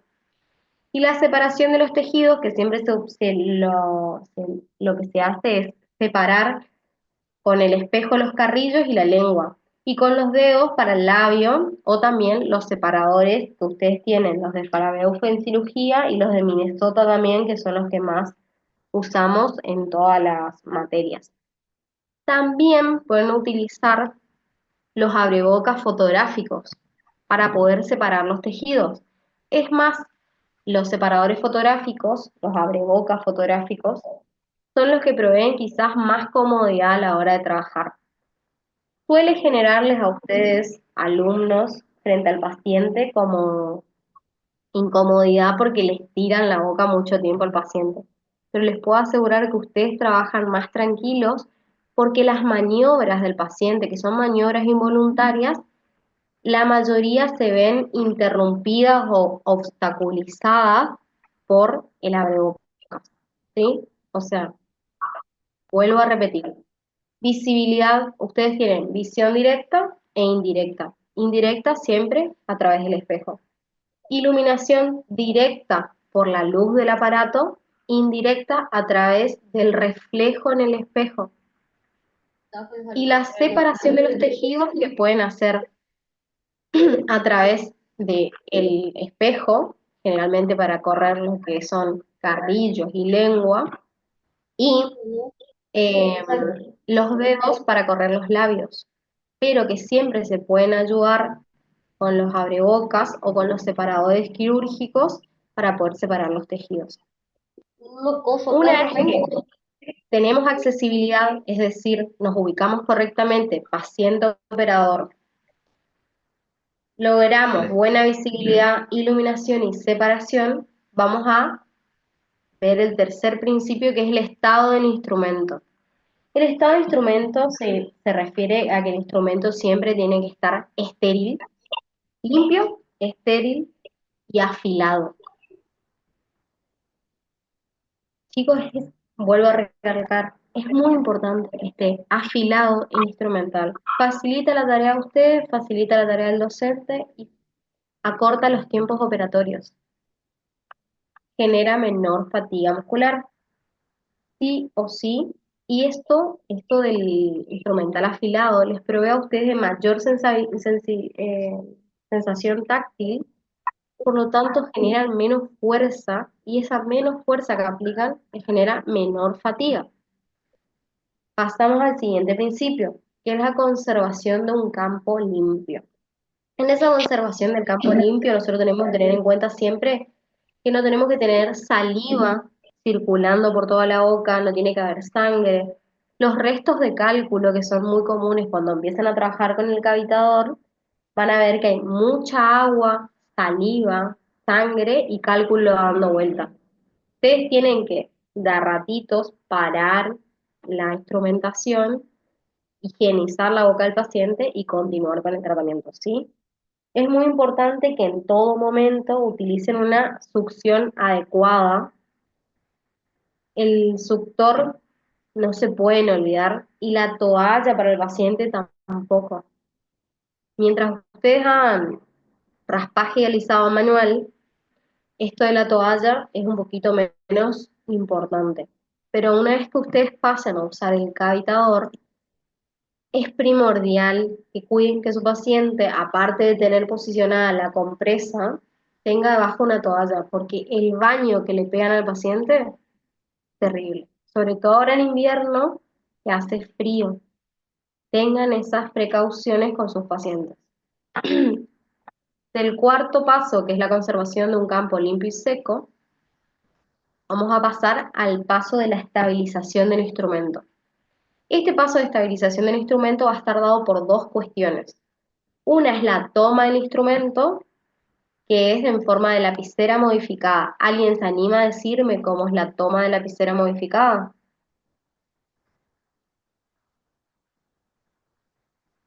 ¿Están cansados ya? Ni pelota. ¿Cómo es la toma de lapicera modificada? Con los pulpejos del dedo índice y pulgar, lo más cerca posible de la parte activa. Ajá. ¿Y qué más? Eso es lapicera. ¿Y modificada por qué?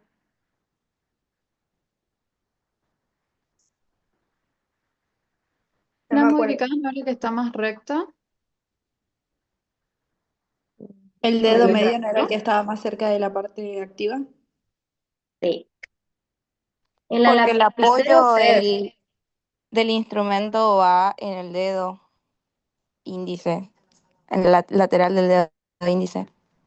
ustedes toman el instrumento con pulpejos de los dedos, índice y dedo gordo, ¿no? Pero el dedo medio va a venir de apoyo al dedo índice, en forma levantada y haciendo como una montañita, le digo yo, y de ese modo queda apoyado el índice sobre el dedo medio. Eso hace a la modificación de la toma de lapicera y eso da un apoyo espectacular al instrumento. Esa es la toma del instrumental para el raspaje y el alisado.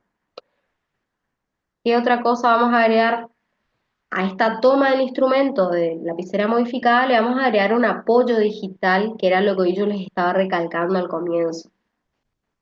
Ustedes no llevan el instrumental a la boca volando, ni la turbina, ni el micromotor, ni la cureta, ni el excavador, nada. Nada llevan volando hacia la boca o trabajando en el aire. Ustedes no trabajan en el aire sobre el diente. Ustedes siempre van a buscar un apoyo digital. Y lo que quiero que se graben acá en su cabeza, esto se llevan hoy de acá, es que el apoyo digital ideal está dado por el dedo. ¿Cómo se llama el dedo anular? El dedo del anillo. Ese dedo le va a dar un apoyo. ¿Cómo? Vamos a suponer que ustedes van a trabajar en una arcada que tiene todas las piezas dentarias. Esto no ocurre casi nunca, pero no importa. Vamos a suponer eso. Ustedes están por trabajar en una arcada que tiene todas las piezas dentarias. Y van a trabajar en el incisivo central. Sus dedos, gordo, índice y medio van a estar abocados a la toma de lapicera. Y el dedo anular se va a apoyar en mi incisivo lateral contiguo. Y a su vez, el anular se va a apoyar también en el dedo meñique, que va a quedar apoyado en en la siguiente pieza dentaria. Eso hace que yo pueda generar un movimiento de muñeca-antebrazo, que es el movimiento que van a hacer para el raspaje, sin despegar el instrumento de la pieza dentaria. Mediante que ustedes van a estar apoyados con el dedo anular y el meñique en la pieza dentaria contigua, ustedes nunca van a tener que despegar, nunca van a generar los movimientos, pero nunca van a despegar el instrumental de la pieza dentaria. Y van a poder hacer los movimientos hacia arriba y hacia abajo que corresponden para poder realizar el raspaje. De acuerdo a la angulación que le van a dar al instrumental, van a realizar o raspaje o alisado, o como ya les dije antes, curetaje. Entonces, el apoyo digital ideal es el que está dado por el dedo anular. Acuérdense del anillo, acuérdense del casamiento, lo que les sea más útil en su cabeza, pero este dedo es el que les va a dar el apoyo digital ideal. ¿Qué pasa?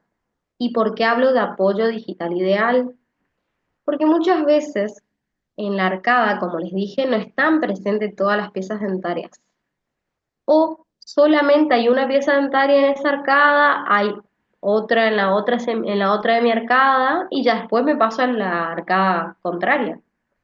Entonces yo voy a ir cambiando mi apoyo de acuerdo a la cantidad de piezas dentarias presentes o al estado de las piezas dentarias presentes. Porque si yo tengo el diente de al lado con movilidad grado 3, vamos a posicionarnos de vuelta, necesito hacer el raspaje de mi incisivo central superior. Pero resulta que mi lateral tiene movilidad grado 3. No me puedo apoyar en ese lateral. Entonces ahí en ese caso yo voy a buscar otro apoyo intrabucal en principio. Puede ser a través del arco dentario, Uy, sí, el puede teórico. ser en el arco contrario, o puede ser lo que le llamamos dedo sobre dedo. Vuelvo a repetir esta parte. El apoyo digital ideal está dado por el dedo anular, pero cuando yo no encuentro ese apoyo digital ideal dado por mi dedo anular en la pieza dentaria contigua, voy a ir a buscar otro apoyo, que puede estar en el mismo arco dentario, que le dicen apoyo a través del arco dentario. Puedo buscar un apoyo en el arco contrario, es decir, la arcada contraria, o puedo hacer un apoyo dedo sobre dedo. Y cuando yo no encuentro ninguno de estos apoyos que se llaman intrabucales, voy a utilizar apoyos extrabucales, que pueden ser de palma hacia arriba o de palma hacia abajo. Los apoyos, entonces yo voy a ir haciendo como en una escalerita la elección del punto de apoyo. Primer punto de apoyo a buscar es dedo anular, en la pieza dentaria vecina. No encuentro el dedo anular, no tengo para apoyar mi dedo anular en la pieza dentaria vecina, me voy en el mismo arco dentario a otro lugar. No tengo pieza dentaria en ese mismo arco dentario, dedo sobre dedo. Me voy al arco contrario. Arco contrario, no hay piezas dentarias, me voy a dedo sobre dedo. Y si no, busco apoyos extrabucales. Dicho todo esto, pasamos a lo siguiente. El paso número 6 de los principios de la instrumentación son la activación de los instrumentos. Para eso, ustedes van a hacer la adaptación de la cureta, la angulación de la cureta de acuerdo a la maniobra que quieren realizar, que eso va a depender si es raspaje, alisado o curetaje. Van a aplicar presión lateral y van a realizar los movimientos, ¿sí? O sea, que los movimientos pueden ser movimientos exploratorios, de alisado, de raspaje o de curetaje. Y eso es todo principios de la instrumentación. Obviamente, esto tiene una técnica que se llama técnica de Pattinson y Pattinson, que se las voy a mandar específicamente como quiero que la desarrollen, y es lo que les va a permitir a ustedes sentirse más seguros a la hora de hacer un raspaje. Así como estudian la técnica anestésica según la pieza dentaria que van a extraer, lo ideal es que ustedes tengan en la mente el desarrollo de la técnica de Pattinson y Pattinson y los principios de la instrumentación. Si ustedes hacen todo esto, le va a salir espectacular todo su tratamiento periodontal. ¿Ok? Bueno, con esto ya me despido. Estos son los principios del afilado. Y como ya les dije, les voy a pasar todo el power. Ahí está el link de YouTube para poder ver el afilado. Eso es todo lo que tenemos por hoy. Se hizo largo, Bueno, ¿tienen alguna duda?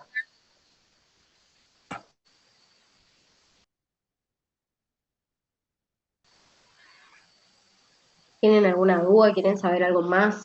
Por hoy ya está bien. estuvo súper la clase, gracias. Me alegro mucho. Les digo que me parece que amerita otro taller para poder hablar de lo que es la técnica en sí. Yo ahora ya no les voy a dar más, aunque la tengo acá a mano, porque se cansan. Y tienen que procesar lo que les dije hoy, porque si no, no sirve de nada que les atore una cantidad de ideas. Pero sí tenemos que desarrollarlas y la necesitan para poder hacer más seguros sus prácticos, porque si no es como que ustedes no saben qué es lo que van a hacer y cómo van a hacer y se desorientan. Profe, Me dicen acá, ¿nos recomienda comprar la Mini 5? las Mini 5 son un hermoso chiche para los periodoncistas, y te cuento. ¿Qué pasa? Yo había visto porque algunas alumnas me mostraron unas promociones de las Mini 5. Las Mini 5 sirven para instrumentar todo. Lo que pasa es que tienen una parte activa más chiquita. Y si ustedes traen esos pacientes que tienen cálculo en absolutamente todas las superficies, y le va a llevar un poco más de tiempo. Pero son espectaculares las Mini 5. ¿Y las puntas para el cavitador o es más adelante? Las puntas para el cavitador son las puntas P10 y P15. Puede que ustedes las consigan así en Klauber, o que Klauber intente venderles todo el juego convencional de de puntas periodontales de la marca Woodpecker. El juego de Woodpecker el año pasado, a fin de año, estaba entre 75.000 y 115.000, dependiendo a quién se le compraba por Mercado Libre. Lo que yo les recomiendo es que si pueden conseguir la punta solita, la P10 o la P15, con esa ya andarían bien. Porque todo el juego de las Woodpecker no es útil todo el juego, solamente son útiles 2 puntas de todo el juego. Entonces terminan comprando todo un juego de puntas, y la verdad que al cohete, porque solo utilizan 2 de esas puntas. Pero si por ahí no consiguen, o si les No sé, cotizan Clauber más no te caro, vende suelta. ¿cómo? Clauber no te vende suelta, yo ya pregunté, te venden todo el kit junto. Sí, te venden todo el kit Woodpecker.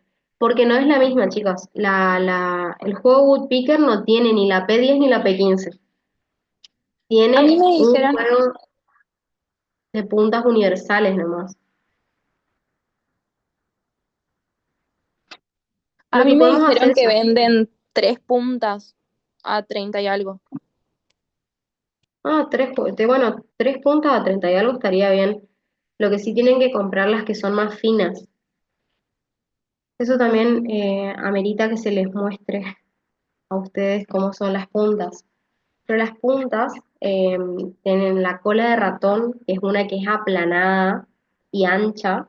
Esa es la que menos usan. Y después tienen unas que son más delgadas, curvas, circulares y más aplanadas. Todo ese juego de puntas solo utilizan dos, que son las triangulares. Voy a pasar comisión por comisión y les muestro. Voy a llevar el instrumental para el miércoles que viene.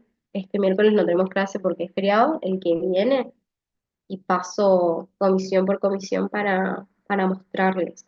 Entonces, ustedes se familiarizan y no compran mal. Si compran las 5 puntas de Woodpecker, no van a usar todas. Y si no, pueden comprar las que son individuales, que son la P10 y la P15. Pero esas puntas las hacen en Argentina una marca en particular. Y creo que Clauer no las estaba teniendo. Pero podemos pedirles que traigan. Entonces le venden solamente la que necesitan. Profe, última pregunta y no molesto más. Para Ujú. para el próximo miércoles, en el caso de que mi paciente, por ejemplo, no tiene restauraciones ni nada, ¿debería llevar piedras y gomas y eso? ¿O solamente con las curetas está? Las piedras y las gomas son para terminar todas las superficies. Ok, Tienen que llevarlas siempre. Igual no quiere decir que todos los profesores le vayan a hacer usar, pero lo ideal es que ustedes le den terminación a la superficie. Si no, vuelva a acumular biofilm. Tiene que quedar liso para que no acumule más, para que el paciente pueda resolver solo su higiene. Para eso es que ustedes tienen que dejar terminada la superficie. ¿Sí? buenísimo. Llevamos todas las que están en la lista entonces. Y sí, todas las que ustedes compran para otras materias. No estén Ok, cooperando por eso nomás.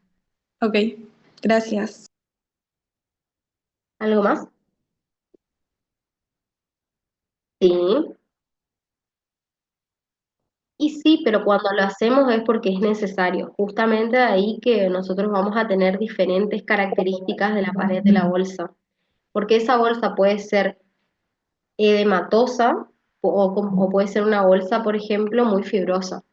Y de acuerdo a esas características de la bolsa, nosotros vamos a definir si es necesario curetear o no. Y si es necesario o no, a veces hacer una reducción quirúrgica de la bolsa periodontal. Eso también es otra de las artimañas que solemos utilizar, hacer reducciones de la bolsa periodontal a través de la cirugía periodontal.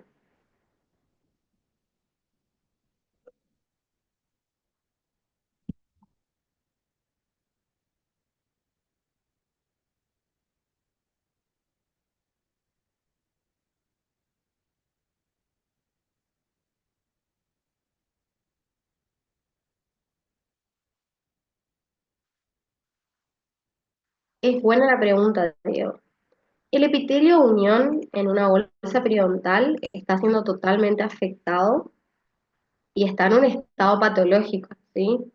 Porque está degenerado y está permitiendo a través de las comunicaciones entre las células, las uniones entre las células, que pasen mucho líquido a la bolsa o al surco gingival. Así que ese epitelio unión, la única manera de que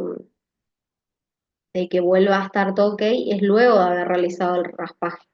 Ese epitelio de unión generalmente cicatriza y forma un cordón al que justamente le dicen epitelio de unión largo, que permite que la bolsa periodontal se pliegue o se repliegue sobre el diente.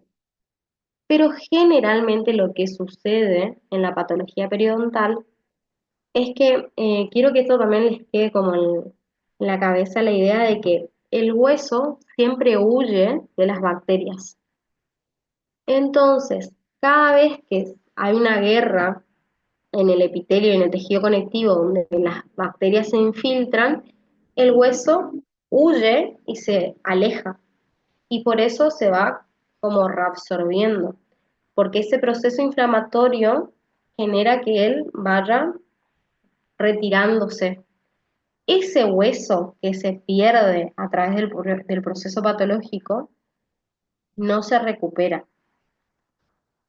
Hay estudios que dicen que se puede recuperar hasta 1 o 2 milímetros de los defectos horizontales, y de los defectos angulares hay como un montón de requisitos o un montón de cosas que hacen que se pueda recuperar el hueso o no se pueda recuperar el hueso.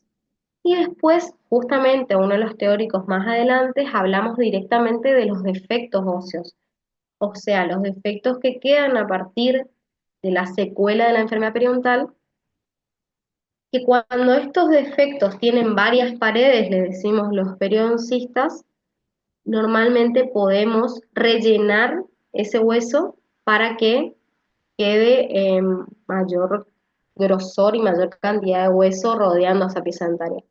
Pero cuando el defecto no tiene paredes, no se recupera el hueso.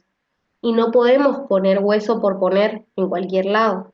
Las técnicas de regeneración ósea tienen una serie de requisitos para que se puedan aplicar.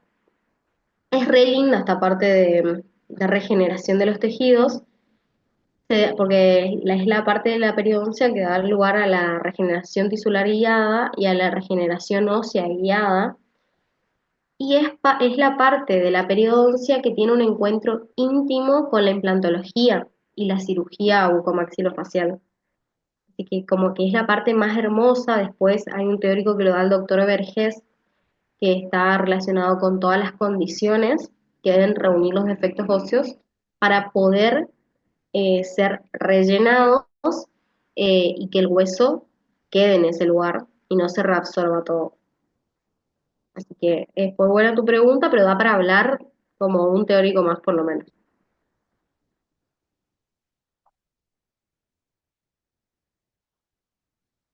¿Alguien más que quiera preguntar? ¿Todos tienen hambre?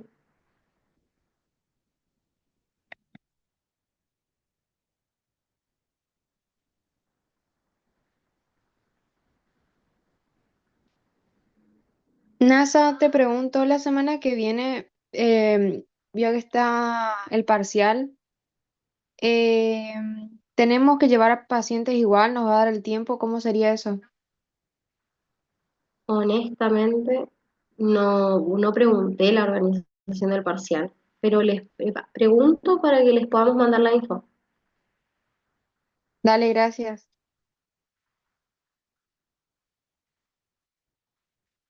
Sí, siempre, por supuesto que sí. Quizás el lunes que viene, en el espacio del taller.